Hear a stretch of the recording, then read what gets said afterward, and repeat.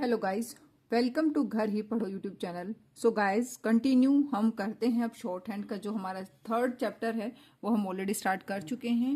आप प्लेलिस्ट में जाके कंप्लीट कोर्स को वहां से देख सकते हैं और ये वाला कोर्स कंप्लीटली फ्री है, फ्री ऑफ कॉस्ट आपको इस चैनल पर मिलेगा, तो आप जरूर उसका बेनिफिट उठाइए। चलिए स्टार्ट करते हैं। लास्ट क्लास में हमने सीखा था intervening vowels and its position. तो यहाँ पर नेक्स्ट टॉपिक है हमारा कंपाउंडिंग वर्ड्स एंड कंपाउंड जो वर्ड होते हैं इसके नाम में जो है इसका मीनिंग जो है कि कंपाउंड इन द सेंस दो चीजों को या दो से ज्यादा चीजों को हम एक साथ जोड़ के जब जोड़ते उसको बोलते कंपाउंड करना। और यहाँ पर कंपाउंडिंग वर्ड का मतलब है जैसे कि यहाँ पर ये दो वर्ड हैं इनको जोड़ के एक साथ लिखा गया है। वैसे ये कोई नई चीज नहीं है। हमने लास्ट में यहाँ पर भी देखो ये यहाँ पर कर रखा है। ये तो एक सिंपल एक यहाँ पर ज्वाइनिंग है, यानी कि मोर देन वन यहां पर स्ट्रोक है। बट यहां पर दो वर्ड हैं, ये एक है ये ईयर, एक ये दो वर्ड हैं, दो वर्ड है। कंपाउंडिंग इन द सेंस दो से ज्यादा वर्ड को जब हम जोड़ के एक ही स्ट्रोक बनाते हैं उसको हम कंपाउंडिंग वर्ड कहते हैं। आगे चल के जैसे आप लोग जैसे ये देखेंगे व्हाट इज द, इस तरीके से हम लिखते हैं। ये सारे के सारे कंपाउंडिंग वर्ड हैं जिनको फ्रेजेस भी कहते हैं, ग्रामलॉग भी कहते हैं इस तरीके से। तो ये होते हैं हमारे कंपाउंडिंग वर्ड। जैसे कि यहाँ पर व्हाट इज रिक्वायर्ड है तो इसको इस तरीके से हमने बनाया। जैसे कि विद दिस मैटर, तो विद दिस मैटर को लिखने के लिए हम इस तरीके से विद दिस मैटर एक ही स्ट्रोक बनाते। कंपाउंडिंग इन द सेंस हम दो से ज्यादा वर्ड्स को, यानी कि दो से ज्यादा जो वर्ड्स होते हैं उनको हम ज्वाइन करके जब हम एक ही स्ट्रोक बनाते हैं। Clear? Without lifting pencil. Clear? तो ये था हमारा कंपाउंडिंग। इसमें बहुत ज्यादा कोई ट्रिकी चीजें नहीं है, ये सिंपल है। अब आई होप ये क्लियर हो गया होगा। कंपाउंडिंग एक बार हम यहाँ पर देख लेते हैं। In compounding words, the vowel sign is generally placed to separate word as। यहाँ पर देखिए, यहाँ पर कई बार जरूरत नहीं होती है, बट कई यहाँ पर कंपाउंडिंग में हम वहां पर जो यहाँ इनके वोवल्स हैं उनको प्लेसिंग कर देते हैं ताकि हमें इजीली समझ में आ जाए। तो गाइज आई होप क्लियर हो गया होगा। कंपाउंडिंग वर्ड इसमें नॉर्मल है, ये वर्ड्स को जोड़ के लिखना है, ज्वाइनिंग करना है, वो आगे भी हम सीखेंगे। अब नेक्स्ट है हमारा यहाँ पर जो समझने वाली इंपॉर्टेंट बात है वो है position of outline. Guys clear? Position of outline हम ऑलरेडी वैसे तो ये कर चुके हैं, बट जैसा कि मैंने आपको बताया कि मैं आपको अगेन ये चीज यहाँ पर भी करवाऊंगी क्योंकि चैप्टर वाइज जो आपका सिलेबस है मैं वो कंप्लीट करवाऊंगी जैसे कि मैंने आप लोगों से प्रॉमिस किया था। तो अगेन अब हम इसको समझते हैं, position of outline. I hope आपको याद होगा जो ये लास्ट क्लासेस हमने ली थी, ये वाली वोवल का जो जब हमने कंप्लीट ये कोर्स किया था तो वहां पर मैंने सारी चीजें आपको सिखा दी थी। बट एक बार और हम अकॉर्डिंग टू सिलेबस इसको सीखते हैं। कि देखिए पोजीशन ऑफ आउटलाइन यहां पर बिल्कुल सिंपल है। पोजीशन कितनी होती है सबसे पहले हम यहां पर देखते हैं कि जो हमारे हम स्ट्रोक बनाते हैं। Clear? In the just there are three place.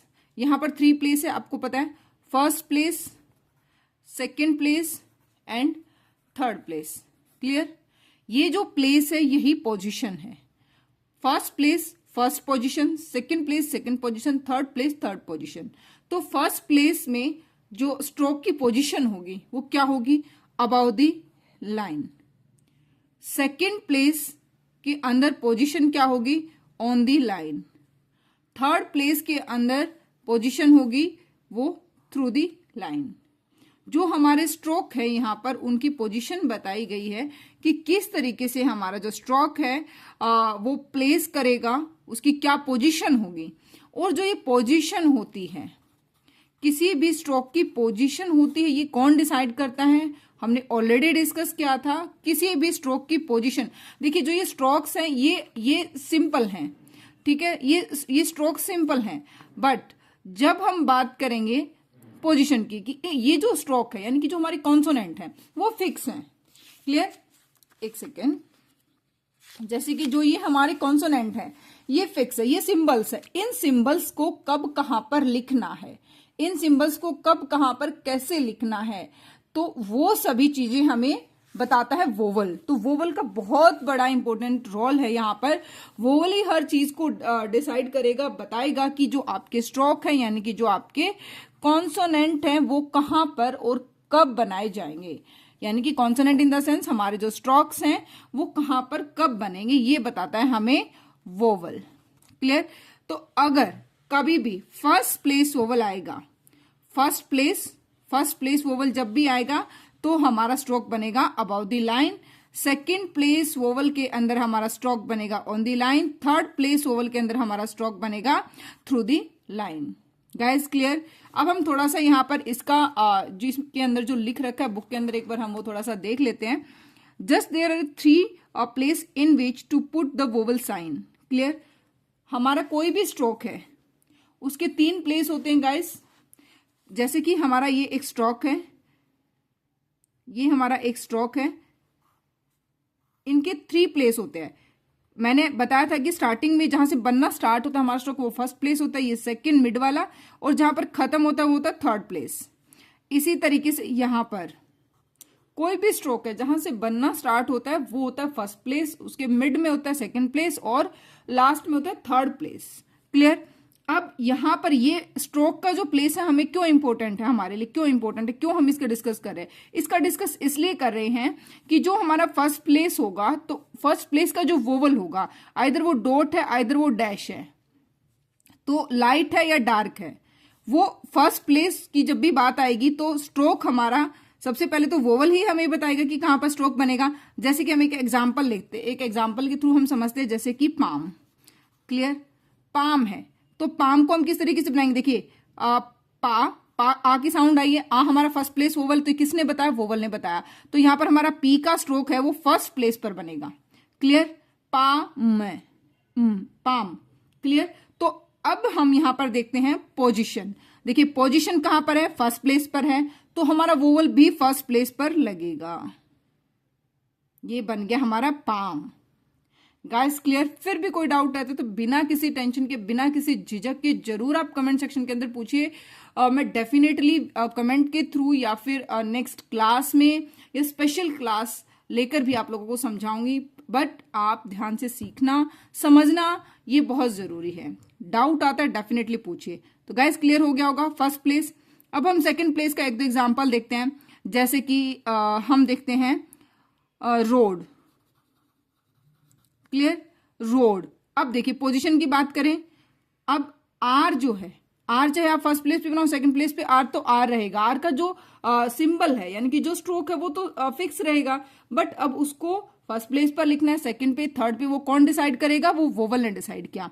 तो यहां पर आर के बाद ओ की साउंड आ रही है, ओ हमारा सेकंड प्लेस वोवल है, तो सेकंड प्लेस की कंडीशन क्या है? हम ऑन दी लाइन बनाएंगे। तो हमने बना दिया आर का स्ट्रोक, रोड, डो की साउंड आ रही है, डी हमारा स्ट्रोक है।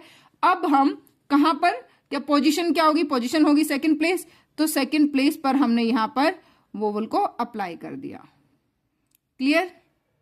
आई होप गाइस क्लियर हो रहा होगा। कोई डाउट है तो जरूर पूछिए। अब हम इनके कुछ एग्जाम्पल देखते हैं, जैसे कि palm, talk, got, road and next है हमारा यहाँ पे फर्स्ट प्लेस वोवल, नेक्स्ट है हमारा सेकंड प्लेस वोवल।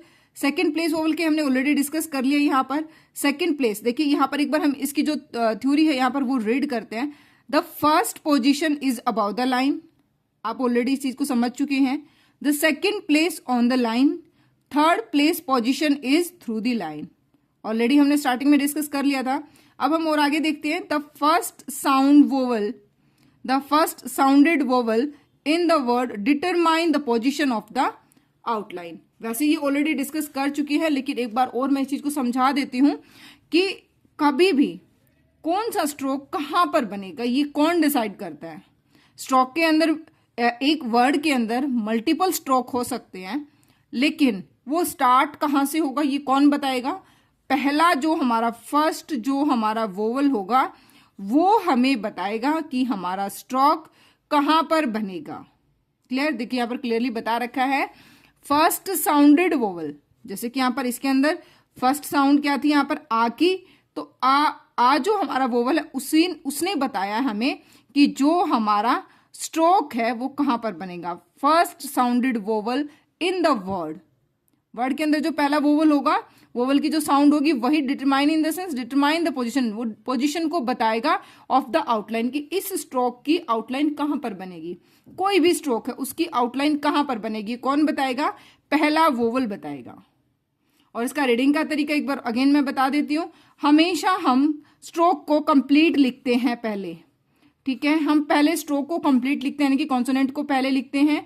कॉन्सोनेंट को कहां पर लिखना है, स्ट्रोक को कहां पर लिखना है, ये हमें पहला वोवल बता देता है। उसके बाद जब हमारे स्ट्रोक खत्म हो जाते हैं उसके बाद हम अप्लाई करते हैं यहां पर जितने भी वोवल्स यूज हुए हैं। उसके बाद रीडिंग का तरीका क्या है, रीडिंग का तरीका है कि पहले हमें जो दिखेगा, अगर हमें वोवल पहले दिखाई दे रहा है तो पहले वोवल को रीड करेंगे, अगर पहले कॉन्सोनेंट दिखाई दे रहा है तो कॉन्सोनेंट को रीड करेंगे। क्लियर, रीडिंग का सिंपल तरीका, जो चीज आपके सामने पहले दिख रही है आप उसी को रीड करेंगे, चाहे वो कॉन्सोनेंट है चाहे वो वोवल है। नेक्स्ट है हमारा यहाँ पर second, when the second sounded vowel in the word is the second place vowel the outline should be written in the second place. ये देखिए ये बिल्कुल सिंपल है कि एक तो सबसे पहले हमें ये पता होना चाहिए कि पहला वोवल हमें बताएगा कि कहां पर बनेगा। ये सिंपल है, कुछ ज्यादा यहाँ पर कोई मेन यहाँ पर ऐसा नहीं है, कोई डिफिकल्ट हो कोई ऐसा है समझने के लिए। सिंपल है कि अगर पहला जो साउंड है वोवल की वो सेकंड प्लेस वाली साउंड है तो हम अपनी आउटलाइन को सेकंड प्लेस पर बनाएंगे। ये जो रूल है ये यहाँ पर ये कह रहा है। क्लियर, अब नेक्स्ट देखते हैं हम, when the first sounded vowel in a word is third place vowel. Guys clear, अगर आपका फर्स्ट साउंड जो वोवल की है वर्ड के अंदर जो भी आपकी पहली साउंड वोवल की है अगर वो थर्ड प्लेस है तो आपका स्ट्रोक थर्ड प्लेस पर बनेगा। ये अंडरस्टूड है। फर्स्ट प्लेस की अगर साउंड आएगी पहली साउंड तो फर्स्ट पे बनेगा, सेकंड प्लेस वोवल की आएगी तो सेकंड पे बनेगा, थर्ड साउंड आएगी यानी कि थर्ड प्लेस की साउंड आएगी तो वो थर्ड प्लेस पर बनेगा। क्लियर, जैसे कि deem, dim, lead, lid. Clear, तो इस तरीके से ये हो गया हमारा पोजीशन ऑफ आउटलाइन, यानी कि हमारी जो आउटलाइन है उनकी क्या पोजीशन होगी। आई होप गाइस क्लियर हो गया होगा। अब नेक्स्ट हम देखते हैं द फर्स्ट अप स्ट्रोक और down stroke in the outline indicate the position as show in the foregoing example. जैसे कि यहाँ पर एग्जाम्पल दे रखे इनके अंदर हम आप यहाँ पर देखेंगे, ठीक है, यहाँ पर जो एग्जाम्पल दे रखी है इसके अंदर हम देखेंगे कुछ अपवर्ड जो है स्टार्टिंग में अपवर्ड स्ट्रोक आता है या फिर डाउनवर्ड स्ट्रोक आता है तो किस तरीके से हमारी आउटलाइन बनेगी, उनकी पोजीशन है वो हम आगे अभी देखेंगे। It is not practicable to write the horizontal stroke through the line. हमने एक किया था एक एग्जाम्पल लास्ट क्लास में। तो गाइज अगर आपका थर्ड प्लेस अगर आपका स्टार्टिंग का हॉरिजॉन्टल स्ट्रोक है, स्टार्टिंग का जो स्ट्रोक है वो हॉरिजॉन्टल है और वहां पर वोवल आता है थर्ड प्लेस का। क्लियर, जैसे कि कुक, ठीक है, कुक है तो इसको आप थ्रू दी लाइन नहीं बना सकते बिकॉज हॉरिजॉन्टल जो स्ट्रोक है आप थ्रू दी लाइन उसको नहीं कर पाएंगे। क्लियर, हाँ, अगर स्टार्टिंग का आपका स्ट्रोक जो है हॉरिजॉन्टल है और थर्ड प्लेस वोवल है उसके बाद कोई आपका अपवर्ड स्ट्रोक है तब हम बनाते हैं नीचे, फिर हम उसको इस तरीके से ऊपर लेके जाएंगे और हमारा थर्ड प्लेस वोवल इस तरीके से हम अप्लाई कर देते हैं। तो ये अंडरस्टूड होता है कि थर्ड प्लेस वोवल है। बट अगर दोनों के दोनों जो नेक्स्ट स्टार्टिंग का स्ट्रोक हो गया हमारा हॉरिजॉन्टल, नेक्स्ट है वो भी हॉरिजॉन्टल है, तो ऐसे में हम ऑन दी लाइन ही बनाएंगे और जो वोवल है हमारा, जैसे कि हमने लास्ट क्लास में इंटरवेनिंग वोवल के अंदर डिस्कस किया था कि वो हम फॉरवर्ड कर देते हैं क्योंकि एक तो के है ये और उसके बाद के है ये। अब यहां पर लगाएंगे तो वो कंफ्यूजन होगा कि ये इस स्ट्रोक के थर्ड प्लेस के लिए है या इस स्ट्रोक के फर्स्ट प्लेस के लिए है। तो ऐसे में हम फॉरवर्ड कर देंगे नेक्स्ट वोवल, नेक्स्ट जो हमारा स्ट्रोक है उससे पहले हम उसको लगा देंगे। गाइस क्लियर हुआ। जैसे कि एक एग्जाम्पल है कुक का, ये एग्जाम्पल है कुक का, तो इसमें हम इस तरीके से करेंगे। तो गाइस आई होप क्लियर हो गया होगा। इसके बाद हम करेंगे 8 एक्सरसाइज जो 8 है इसको नेक्स्ट क्लास में करेंगे। अभी आप इसको इतना ही समझे। अभी जो भी डाउट रहता है वो आप पूछ सकते हैं, बट आप अच्छे से ध्यान से सुनिए और अच्छे से इनकी प्रैक्टिस करिए। डेफिनेटली डे बाय डे हम बहुत कुछ लर्न करेंगे और अपना कोर्स को बहुत अच्छे से कंप्लीट करेंगे। Do practice. Good luck, good bye.